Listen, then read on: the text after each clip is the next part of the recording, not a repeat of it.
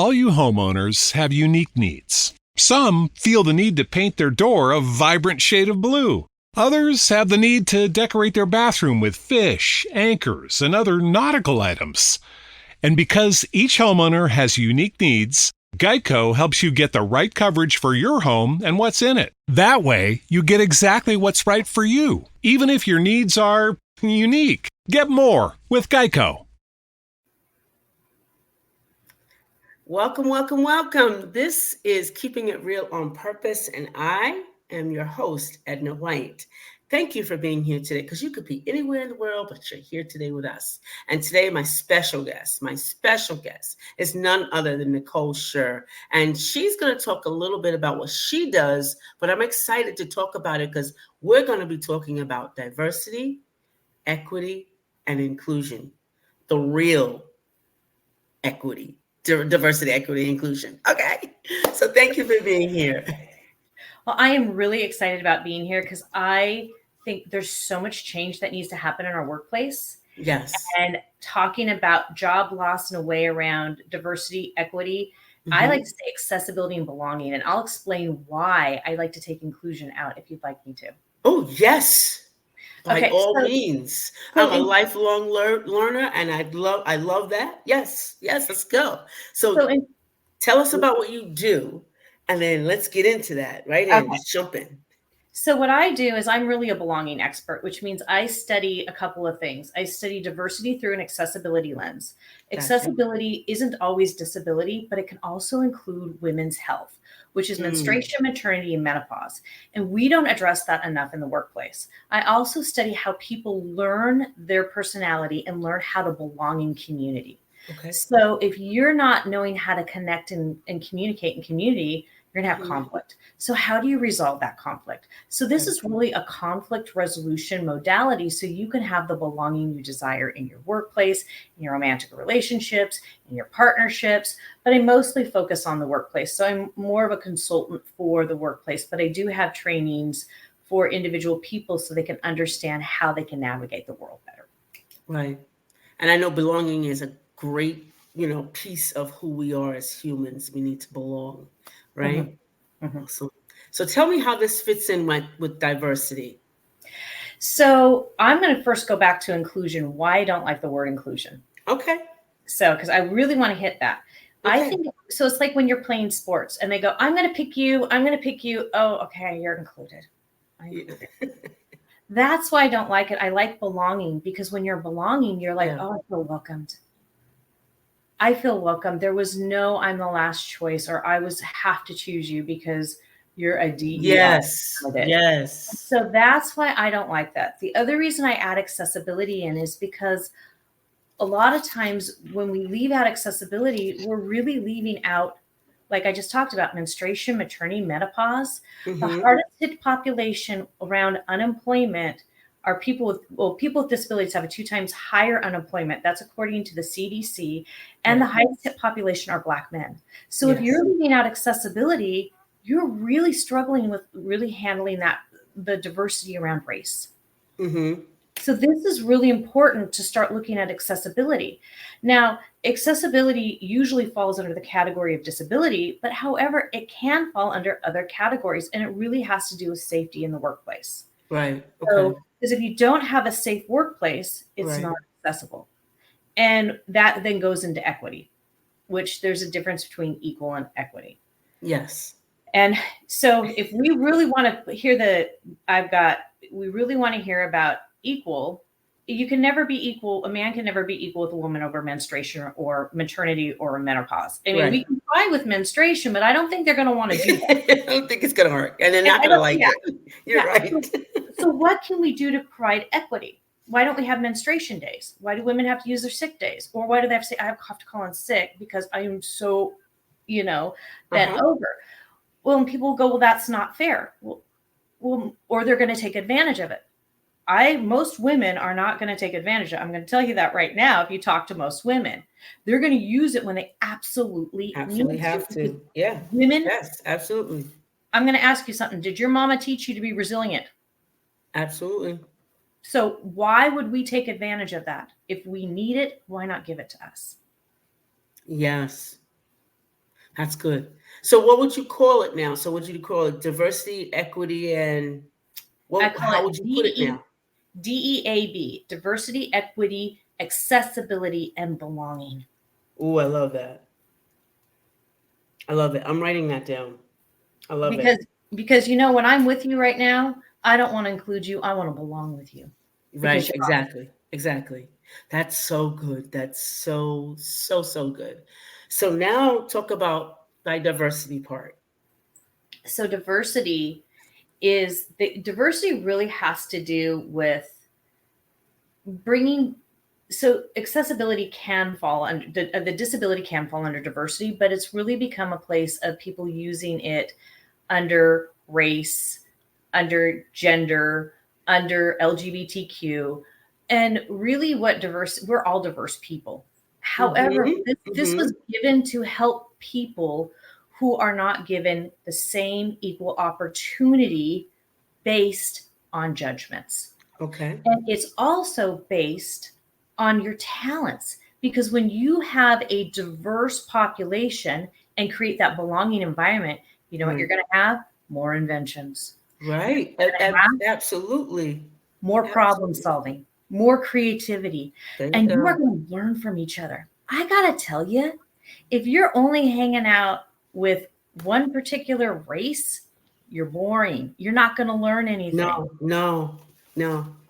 I did that. I was always saying that when I wanted to go to church, I want to have every nation in the room.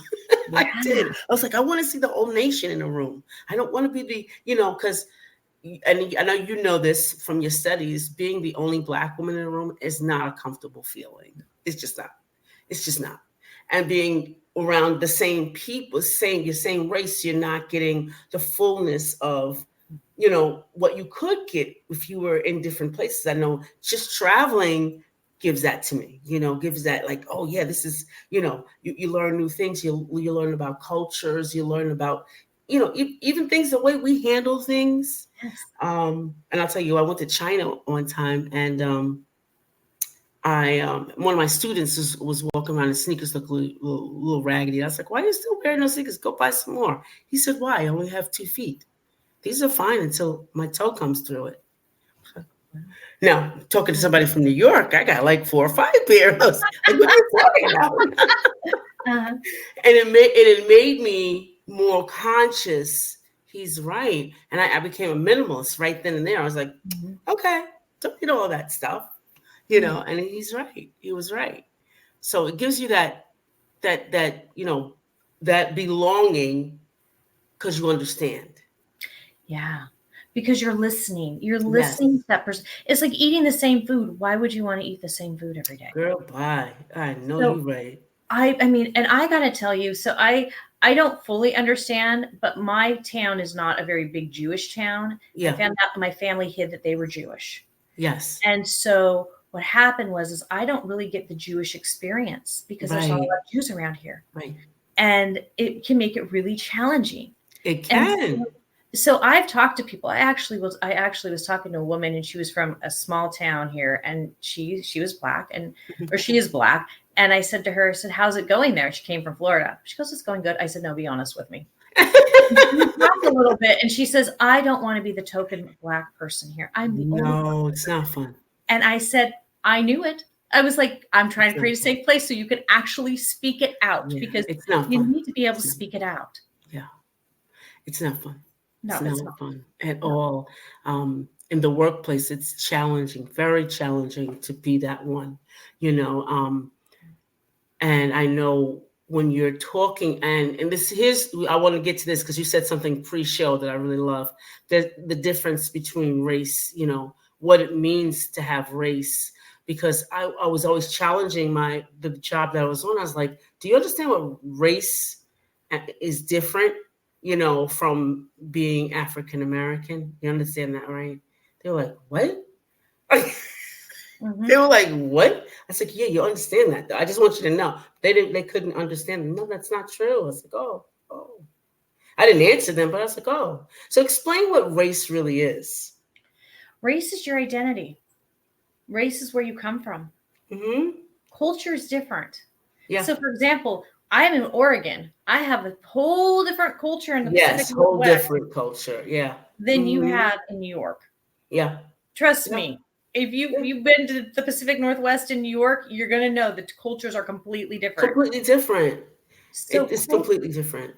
culture is different. Yeah. And another thing, not all Black people come from Africa. There are people that are No, Black that they come from don't. Germany. And so, you have to, it's understanding culture Yeah. is going to be different with each person. However, you can have a basic understanding with Mhm. race and culture what Right. that person is needing in accessibility if you look at the research. Right. Because we have patterns and we have societal patterns Right. based on our generation, our Yes, age group, absolutely.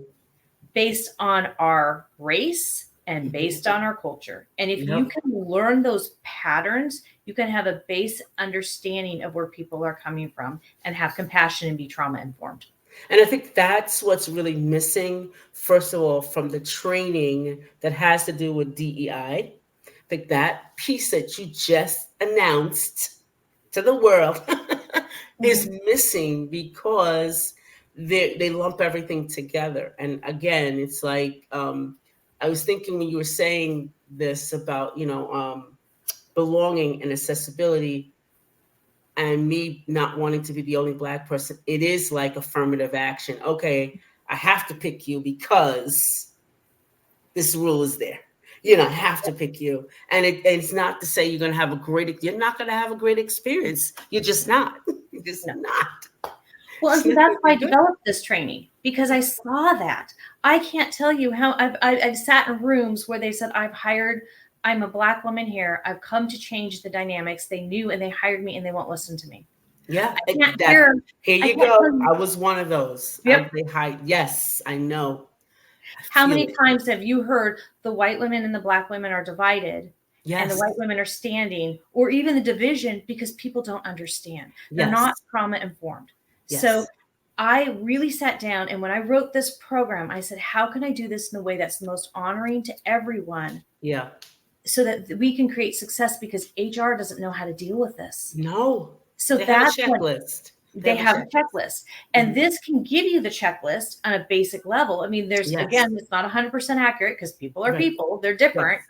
but it'll give you the outline and you Yeah. can build off that outline, and it will Mhm. create more success for companies. It helps with Yes. retention, innovation. And that's one of the reasons why when I contacted the APA consulting division, I said, your diversity is sucking if you're missing out on accessibility. And they had me, I negotiated with them to write this program so that we can start getting this out to companies so we can Yeah. create their success. So we Yeah. don't hear more stories like yours and other people that they're not getting their accessibility needs met. Yeah. They're feeling like the token person. Mhm. You now know how to work, because Right. as women, we have, okay, I'm not trying to, we in a lot of ways have more struggles because Right. of the 3 M's that I Right. mentioned.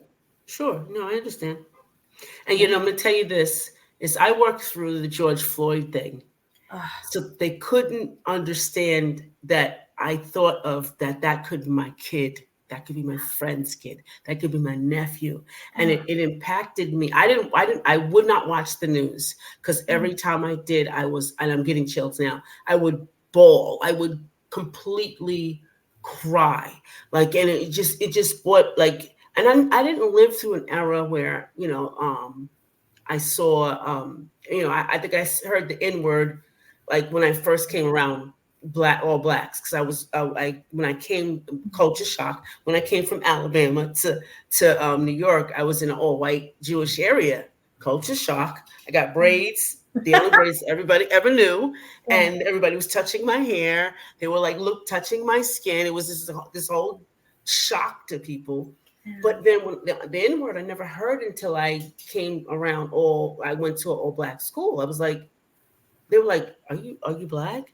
Because they had to ask. Because like, I think I am. They were like, how come you haven't heard that word? I said, I never heard it. And I came from Alabama. So I didn't hear it. I didn't hear it. I didn't see a lot of things. And maybe because I was young, but I still didn't hear it as I was growing up. I didn't hear it, and I was kind of taken aback, by that. But just having those things are really, monumental to me. But the job, when this was happening, could not understand why I was sick. Kidding me? I am so sorry. And a lot of people did not understand. That's very traumatic, especially with the systematic racism. Yes. When you have to deal with any sort of system of oppression, whether it's as a woman, whether it's as a disability, whether it's as racism, when you see those things, it impacts you. Yeah, it does. And it's scary, and you wonder about your community. Yeah. And we don't take time in the work. Well, we got to get the work done. Yes, that's how it was. You got to get the work done. Don't have a company, because you have to have room for people to have lives and mourn. And that's why you have a company. And when you're more compassionate and you have people process and work through that, they're going to be more loyal. Yeah. They're going to be able to come back stronger and better. Yes. And so, all you homeowners have unique needs. Some feel the need to paint their door a vibrant shade of blue. Others have the need to decorate their bathroom with fish, anchors, and other nautical items. And because each homeowner has unique needs, Geico helps you get the right coverage for your home and what's in it. That way, you get exactly what's right for you, even if your needs are unique. Get more with Geico. I am so sorry. And I had said, 50% of our staff were Black and Latino. I said, hey, what's missing in this piece here, because the executive director said, this is not our fight. I said, are you kidding? Are you looking around the Zoom? Are you just like really paying attention? Everybody felt it. And it was like, if there was just that piece of, okay, we're going to make space for you all to process this. We're going to have professional come in on this Zoom, and you all can process this and feel this. None of that. So we had to keep trudging along. And I was working in an organization where, I was able to talk to the clients, and all of them felt it. So they were, first thing they get on the phone, I'm helping them find a place to live. They're like, did you see this George Floyd thing? And I'm like, oh my gosh. So now I'm like trying to choke back tears, trying to help them. And it was just a hard process, when it just took one little small act of kindness to say, I may not understand where you are, but here is what we can do. Just a piece of that, change in that area. So when I went to the Jewish Museum in DC, I walked through that.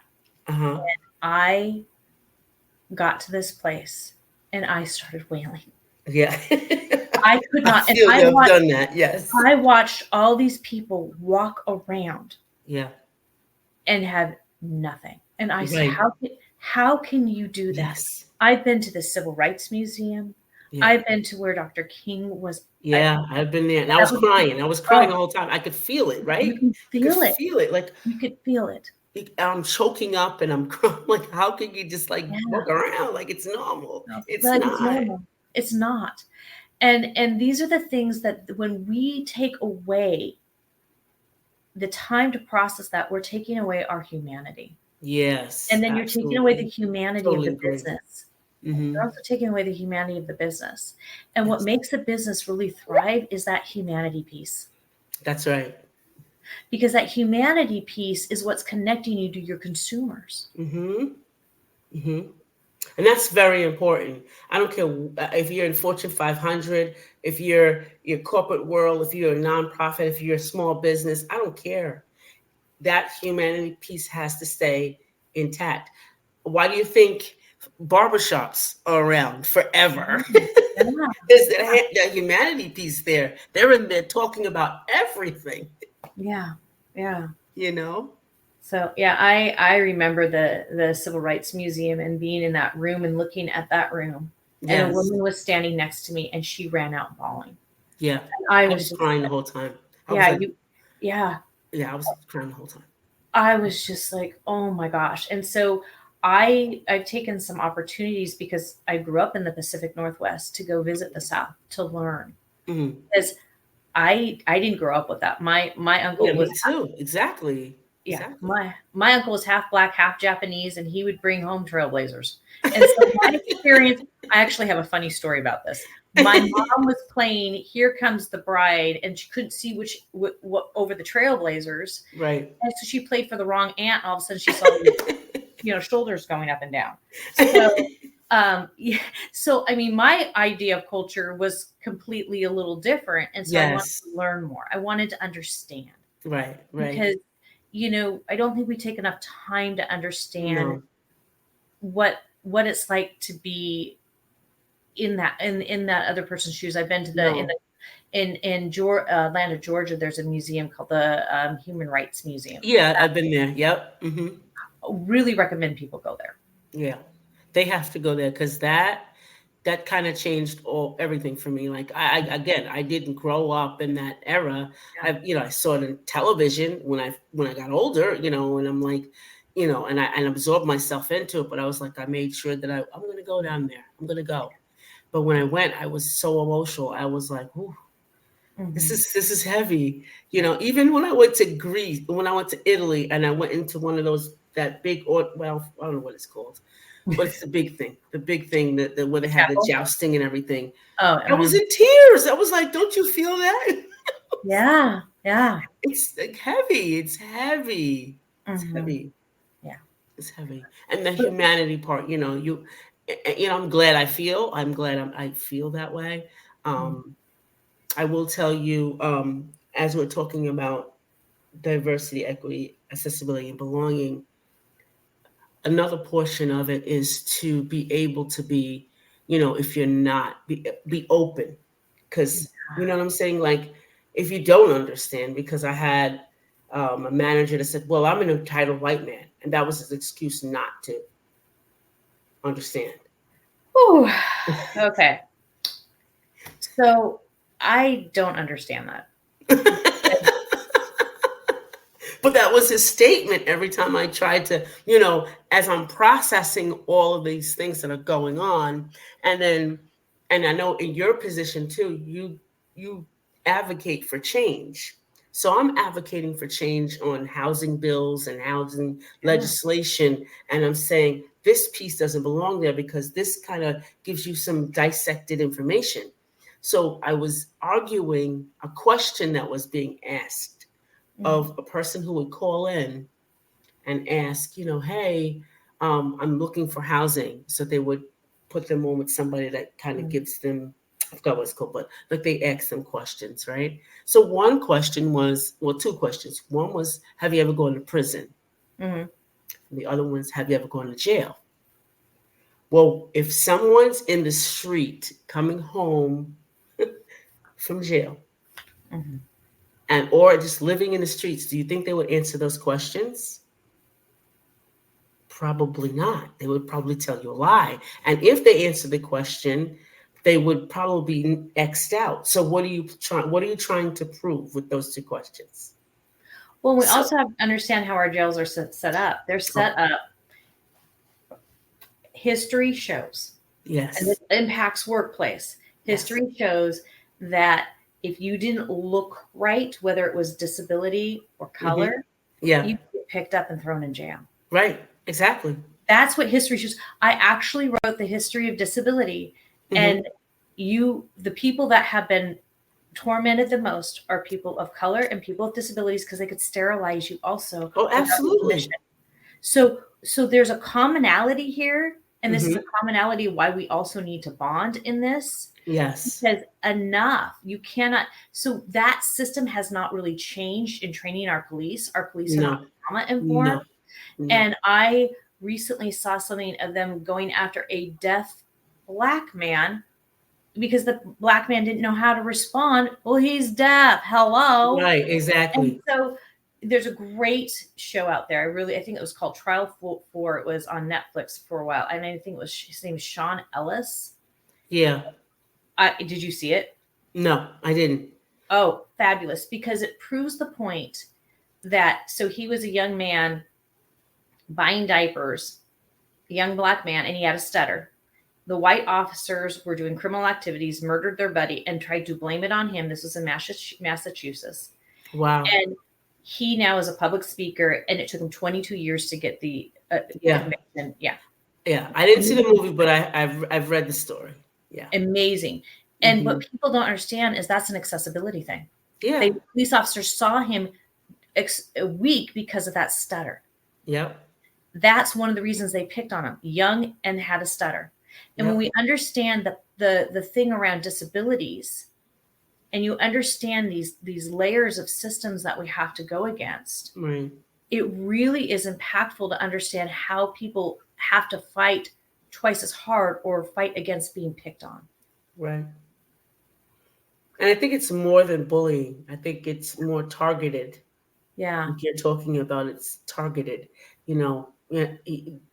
What do you think about people or jobs, choosing disabled or those developmental, I don't know what term, I want to say the right term, but with disabilities, and then treat them very badly. What do you think about that? Well, I think a lot of it is lack of training. Okay. First of all, I think the second thing is perception. We are not trained in our society how to be around people with disabilities. Oh, that's good. Yeah.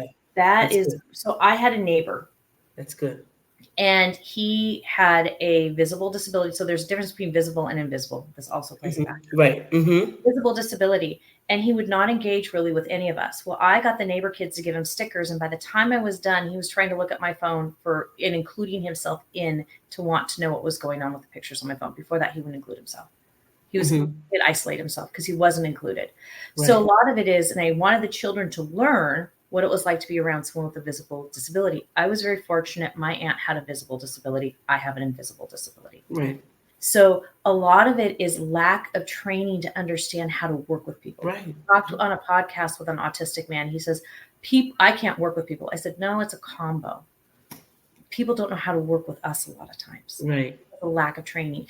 And so you have places out there like Voc Rehab and these job coaches but they don't understand because a lot of times they're not bringing in the gender piece. They're not bringing in the race and culture piece. Yes, so absolutely. That's the other reason why I wrote this is because there's a lot of limitations. And if you go back to the broader aspect of understanding invisible versus visible, that also plays a factor because you're going to understand the traumas that people are going through. Yeah.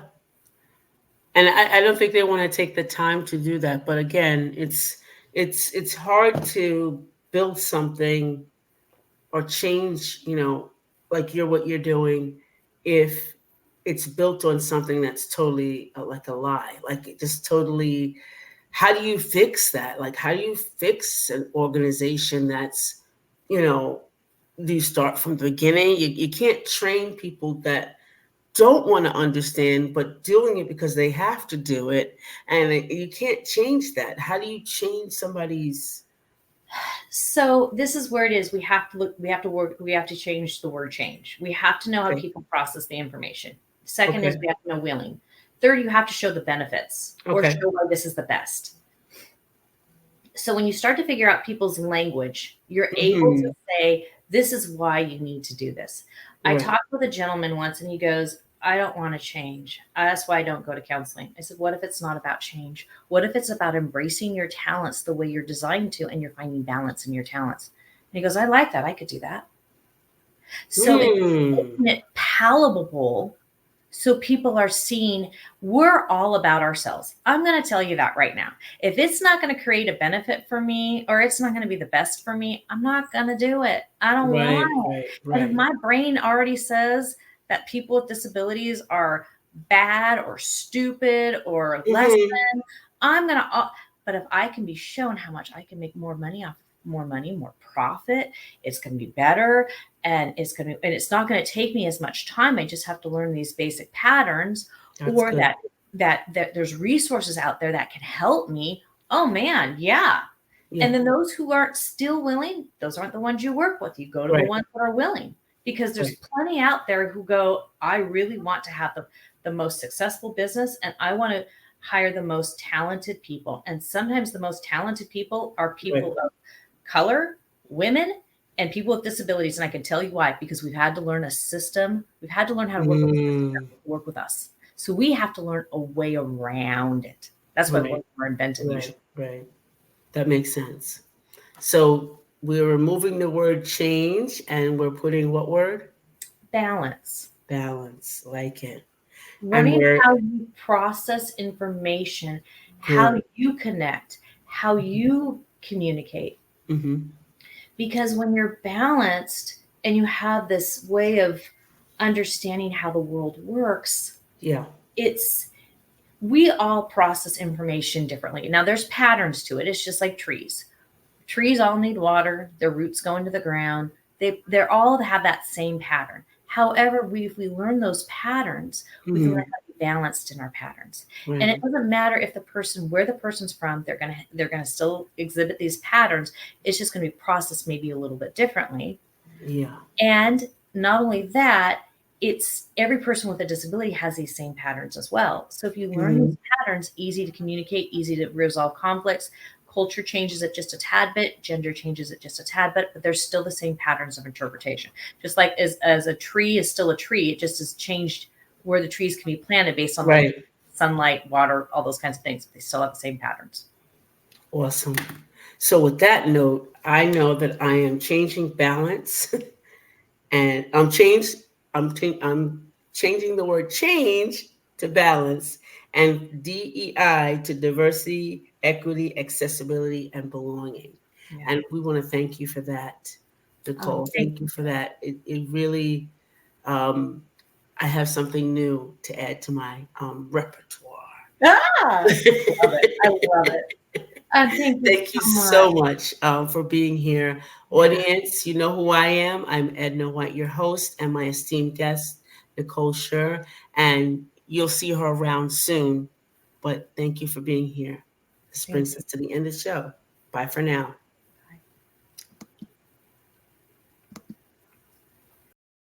All you homeowners have unique needs. Some feel the need to paint their door a vibrant shade of blue. Others have the need to decorate their bathroom with fish, anchors, and other nautical items. And because each homeowner has unique needs, Geico helps you get the right coverage for your home and what's in it. That way, you get exactly what's right for you, even if your needs are unique. Get more with Geico.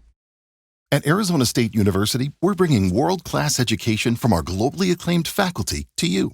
Ranked #1 in innovation for 10 consecutive years and #2 among public universities for employability, ASU isn't just ahead of the curve, it's creating new paths to success. Earn your degree from the nation's most innovative university. Online, that's a degree better. Explore more than 300 undergraduate, graduate, and certificate programs at asuonline.asu.edu.